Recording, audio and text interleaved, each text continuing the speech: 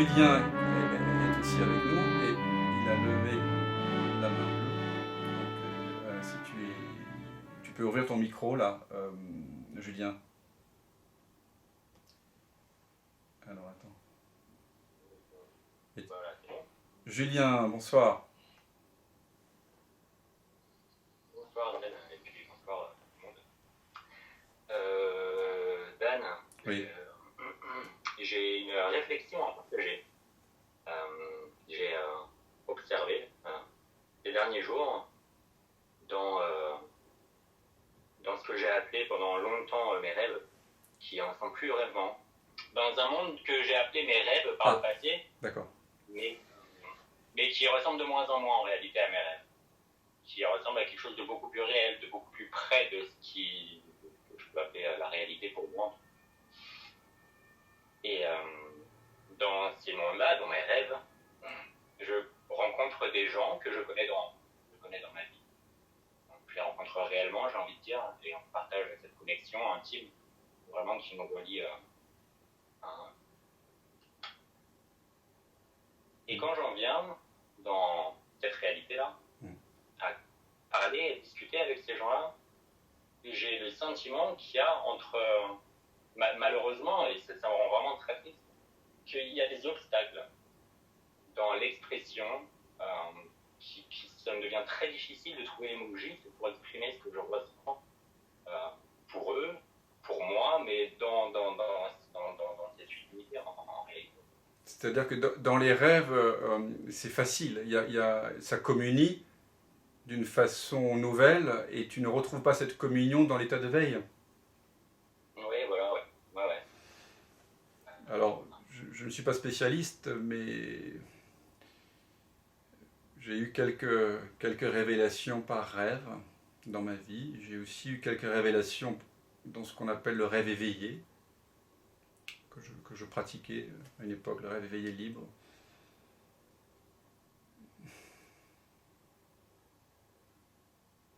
C'était Éric Barret qui, j'ai entendu plusieurs fois dire que les enseignements en rêve sont beaucoup plus profonds parfois que ceux qu'on a dans la réalité, notamment quand ces rêves tournent autour du lâcher-prise. Bon, ce sont des signes de quelque chose ce sont des formulations. Hein. Le rêve, c'est le mental, donc c'est une formulation de l'informulable. Peut-être qu'il ne faut pas prendre ça à la lettre, comme on dit. Peut-être que ces rêves t'enseignent une unité que tu n'as pas besoin de formaliser dans une rencontre, parce qu'au fond, l'unité ne veut pas dire qu'on va vivre une relation chouette au sens qu'on va partager quelque chose ensemble. Ça veut dire qu'il y a une unité qui est là. Voilà, ça t'enseigne quelque chose en rapport avec l'unité. Et tu peux faire l'unité. L'unité, c'est quoi? C'est reconnaître l'essence de toute chose.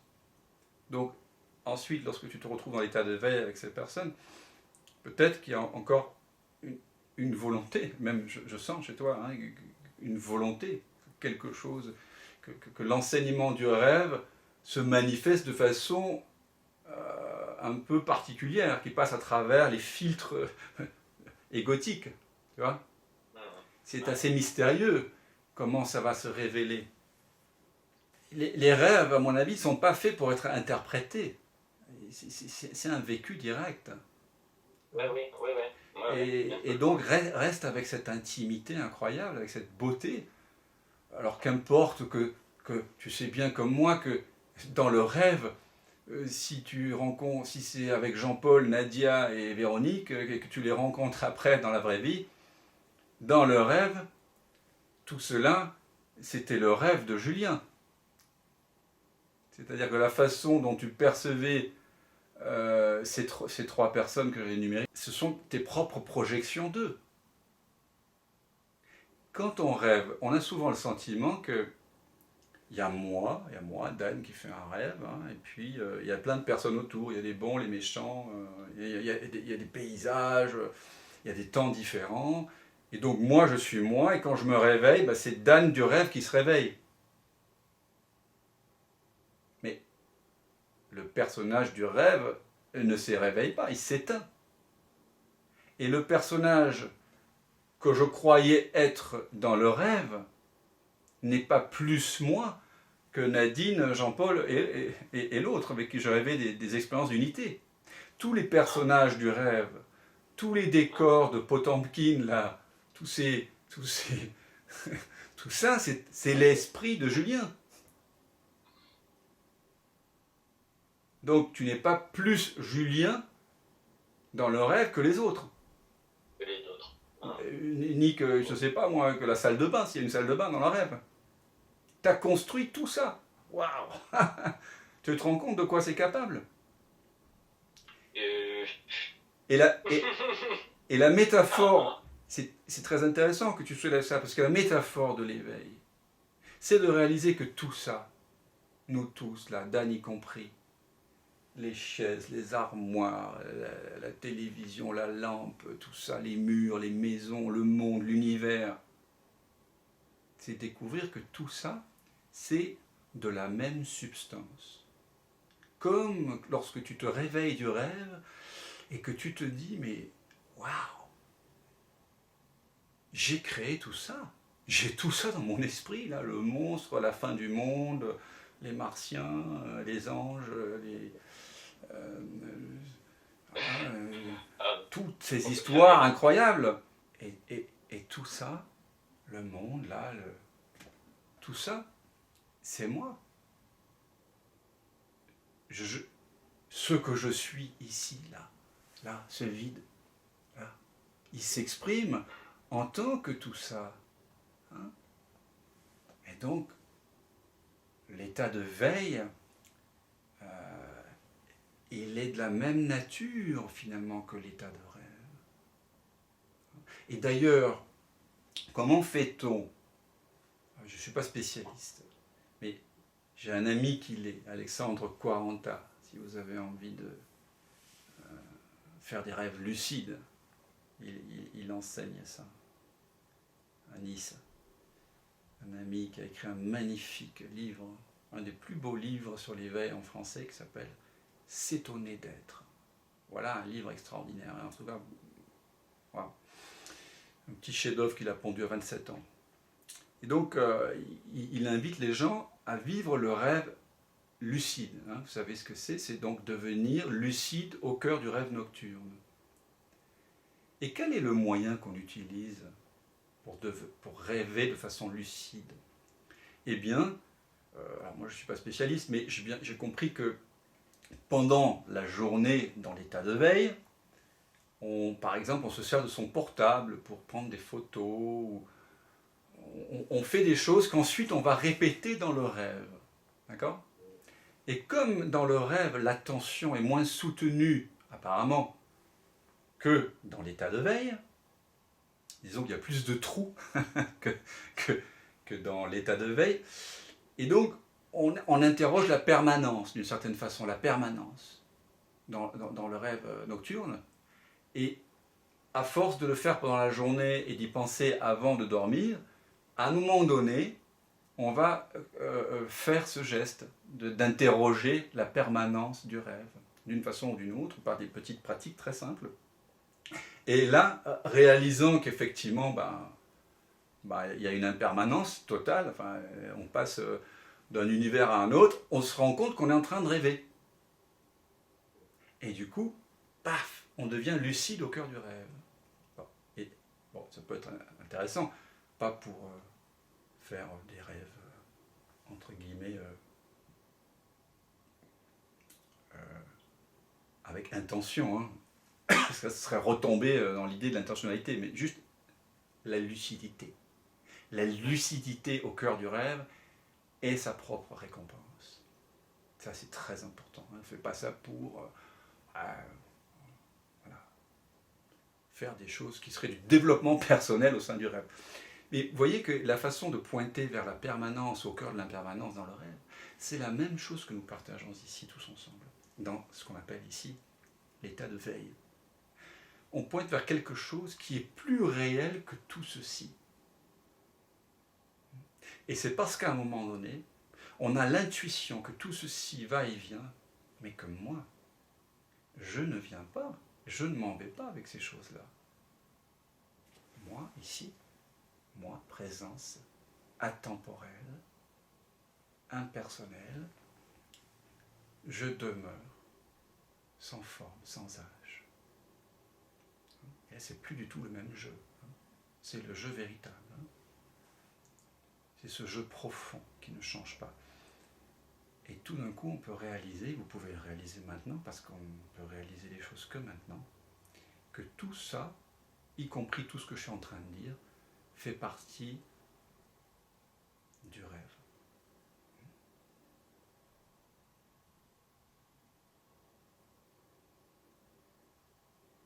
Donc vous pouvez vous réveiller maintenant, vous pouvez vous réveiller au rêve, sans mourir, sans que le corps ne meure. Vous mourrez à l'illusion d'un monde matérialiste où les choses sont séparées, pour vous éveiller à l'évidence que l'essence de toute chose, toute pensée, toute sensation, y compris ce corps mental-ci, est la même essence. Et que je suis cette essence. Je suis le rêveur ultime, on pourrait dire, de tout ceci. Et tout ceci, ce qu'on appelle l'univers, la manifestation, y compris les couleurs, les odeurs, les goûts, les sensations, les sons, les pensées, les émotions, tout ça, ce qui constitue le monde, la manifestation, c'est la substance du rêve. Ça, c'est ça la magie.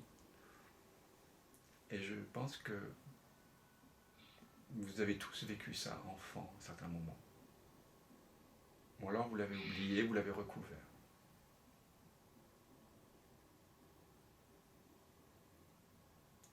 Vous êtes en train de rêver tout ceci. Et c'est pas parce que tout ceci est un rêve que c'est relativement illusoire par rapport à la réalité de cela qui le rêve, que le rêve n'a pas d'intérêt.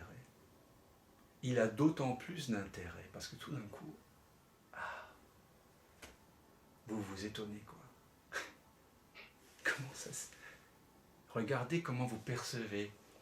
Concevez, il y a une stance dans le Vijnana Bhairava Tantra, un des grands textes de la tradition cachemirienne, shivaïte du Cachemire, tantrisme shivaïte du Cachemire, Vijnana Bhairava Tantra. Et dans ce texte où la Shakti, qui représente la manifestation, interroge Shiva, la conscience, à propos de comment réaliser sa vraie nature, il y a, je crois, 112 stances, ça dépend le nombre des versions, mais 112 stances, dans lesquelles, en 3-4 lignes, il y a une invitation à saisir la réalité, la nature de la réalité, et à réaliser que vous l'êtes. Et donc comme dans cette tradition non-duelle du tantrisme shivaïte du Cachemire, tout est invitation. Et il y en a une qui se rapporte au rêve. Ça dit, c'est pas une traduction très exacte, mais concevez toute cette manifestation, tout cet univers, comme un rêve. Et reconnaissez que vous êtes cela qui ne change pas au cœur du rêve. Ou dans d'autres traditions, concevez tout ceci, et tout ce que vous voyez, sentez, goûtez, percevez, pensez, tout là, hein, concevez tout ceci comme une apparition magique. Imaginez voilà, on peut faire preuve d'imagination dans le tantrisme, il n'est pas interdit. Paf, tout ceci, un magicien, il vient de créer tout ça. Comme pour ceux qui connaissent le yoga Vasishta, le Vasishta Yoga, où Vasishta enseigne au roi Rama tombé dans la dépression. il lui fait entrer dans des rêves, tout d'un coup, paf, comme ça. Voilà. Imaginez que quelqu'un, paf, et hop, vous êtes dans le rêve là. Si tout ça est un rêve,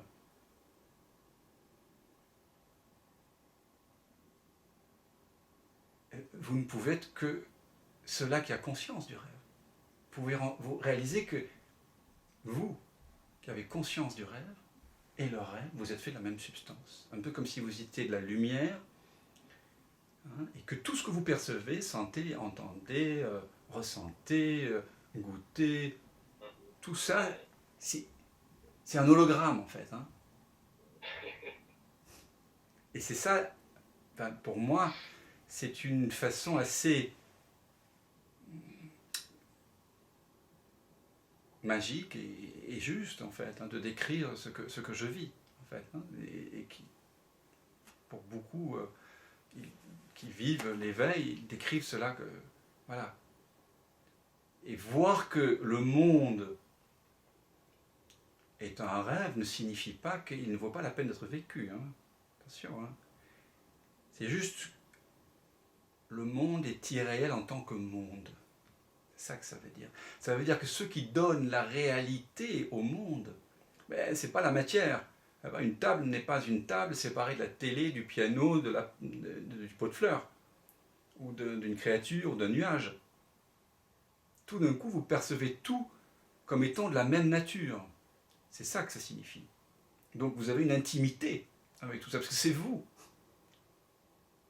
C'est ça qui waouh, quoi. C'est ça le waouh. Hein.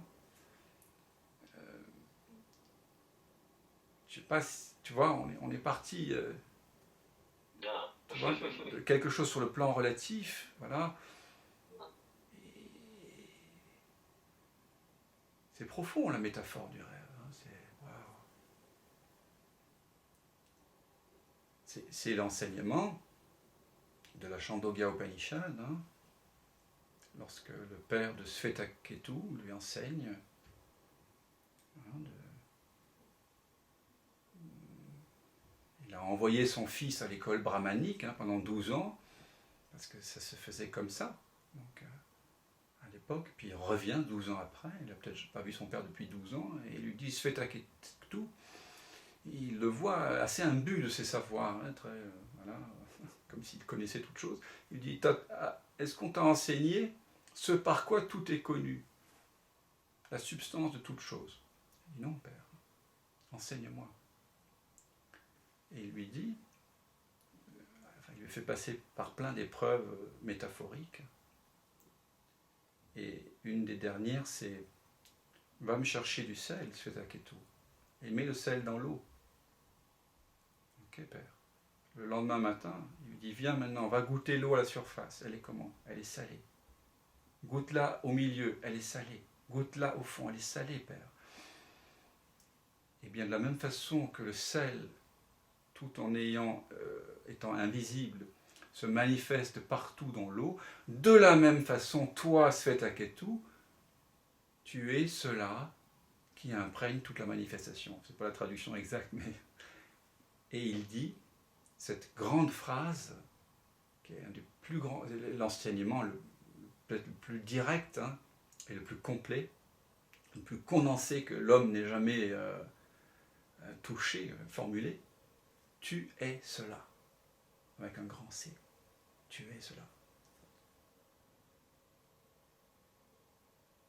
Et donc c'est une des grandes Mahavakyas, une des grandes sentences des Upanishads. Tu es cela. Ce qui signifie tu es, de la même façon que le sel maintenant a disparu, mais imprègne tout l'eau, tu es le sans forme qui prend toute forme.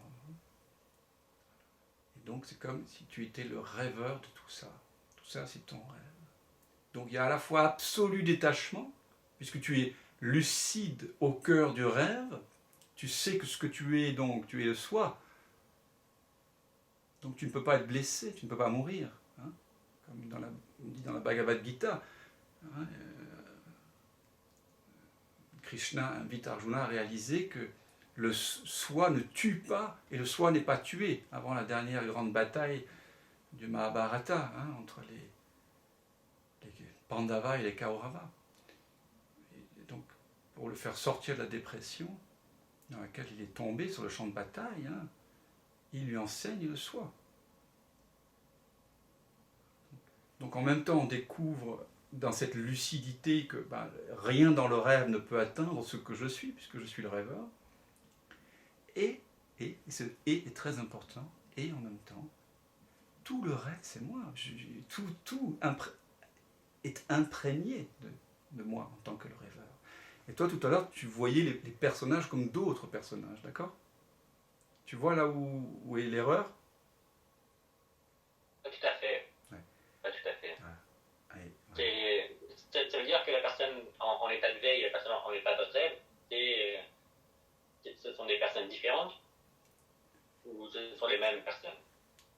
L'important de retenir, c'est que la nature de ce que tu vis ici est de la même nature que le rêve nocturne. Ah oui, c'est ça qui est important à retenir.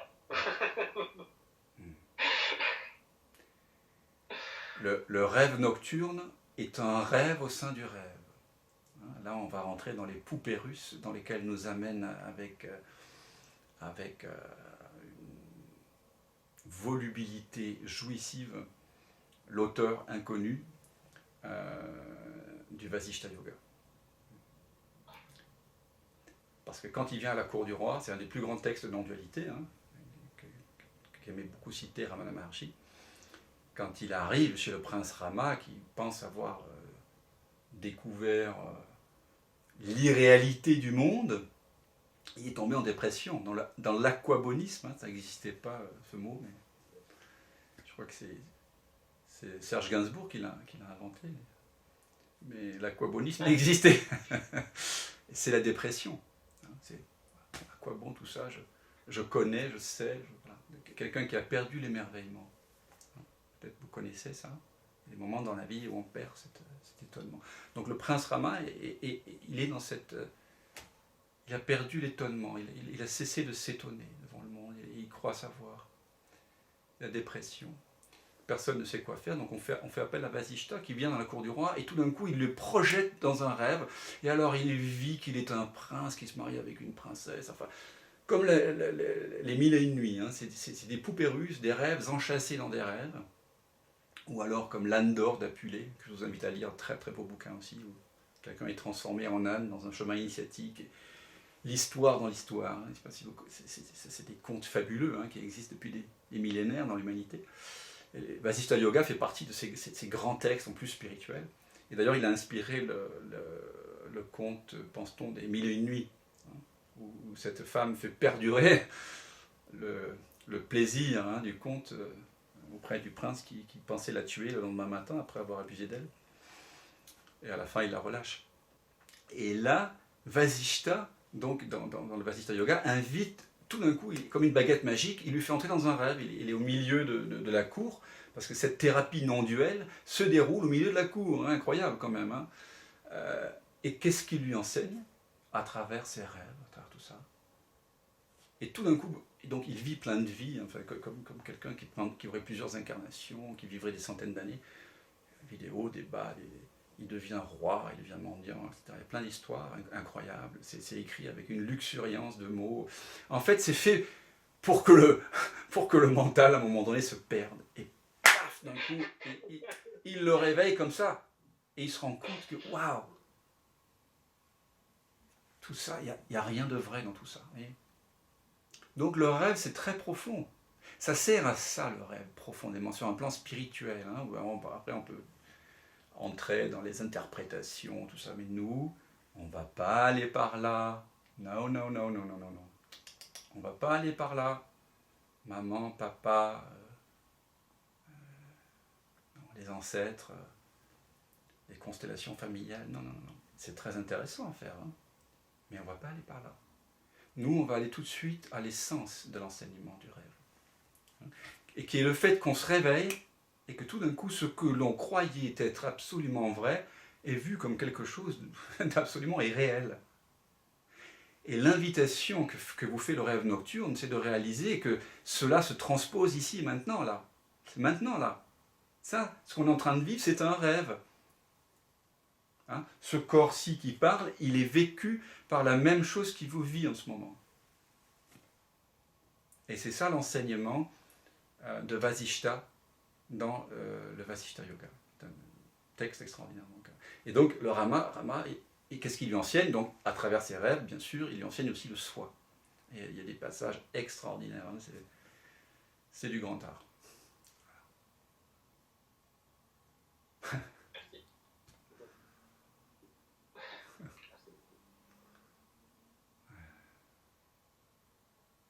Merci à toi, Julien. Merci.